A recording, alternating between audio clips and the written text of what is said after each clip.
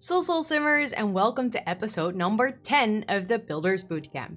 Today we're going to cover everything concerning manipulating objects, making them bigger, making them smaller, raising them up, lowering them down, everything that you need to know to sort of build upon, see what I did there? Build upon everything that you've learned so far. So as soon as you've built a house that's kind of looking nice and you want to start decorating either in the landscaping or in the house itself, these tricks will come in super handy. If you have watched the previous episodes on cheats, you will actually recognize some of the things that I say about the bb.moveobjects cheat, because that is definitely something that you're going to need in today's episode.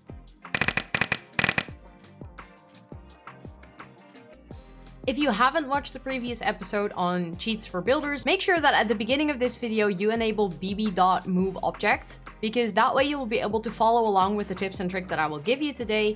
Basically, this allows you to have objects intersect, and that's going to be a very important thing for the cheats and the tricks to work in this episode.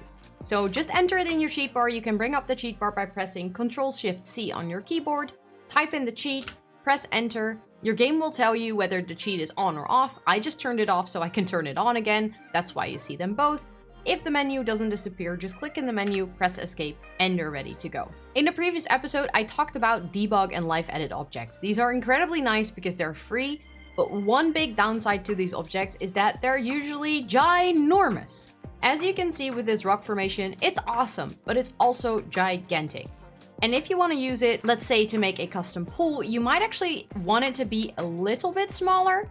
And there's actually a way to do this, and it's super easy. You use two keys on your keyboard right next to the O and the P key, which are like the square brackets. I don't know what they're called. If you press the left bracket, you will actually make the object smaller. If you press the right bracket, you will make the object bigger. And yes, you can go pretty far with this until your game doesn't even recognize it as an object anymore. And in case you wonder, will this show up on the map? Let me show you guys. It does, and it completely glitches out your game. So I would not recommend doing this, but hey, it's a possibility. You can actually do this and, you know, do interesting things with it if you want. The next trick is for lowering and rising objects. Sometimes you have something in game that you want to place on top of something, but it doesn't automatically snap to that surface. This way you will be able to raise and lower the objects yourself. So just grab something. Let's say we want to put this nice basket of blankets on top of the table. You are actually able to do this by pressing 9 and 0 on your keyboard. By pressing 9, you're actually raising it. In case you go too far, you can use the 0 to lower it again. This way you are able to place objects on surfaces that normally don't snap to it. You can get very creative with it, even if you have objects that do snap to it but don't snap in the right place. What I usually do for this is I first place it on the surface so it has the correct height.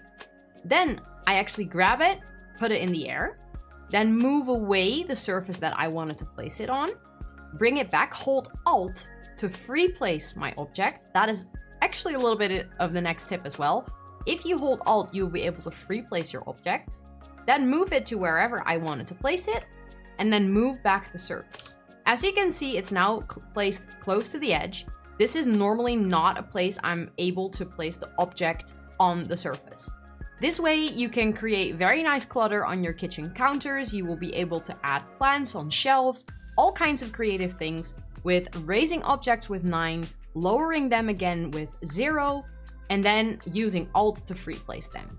Let's say that you think that this blanket thingy is also a little bit too big. Use the bracket key to make it smaller, and that way you can actually fully customize all of the clutter items on the desk. This was a little bit of a quick episode, but the reason I wanted to make it a separate episode anyways was because I feel like these tips might come in handy, and I didn't want to wait until I had an episode where they would fit in. Please let me know how you're going to use this, which ways you're going to get creative. I would love to hear all of your ideas and cool concepts. If this video was in any way helpful to you, make sure to hit the like button so you know the video gets to more people through the YouTube algorithm. We all know the thing. And if you want to see more content like this, make sure to hit the subscribe button and the notification bell. Thank you so much for watching, and I'll see you on the next one. Bye!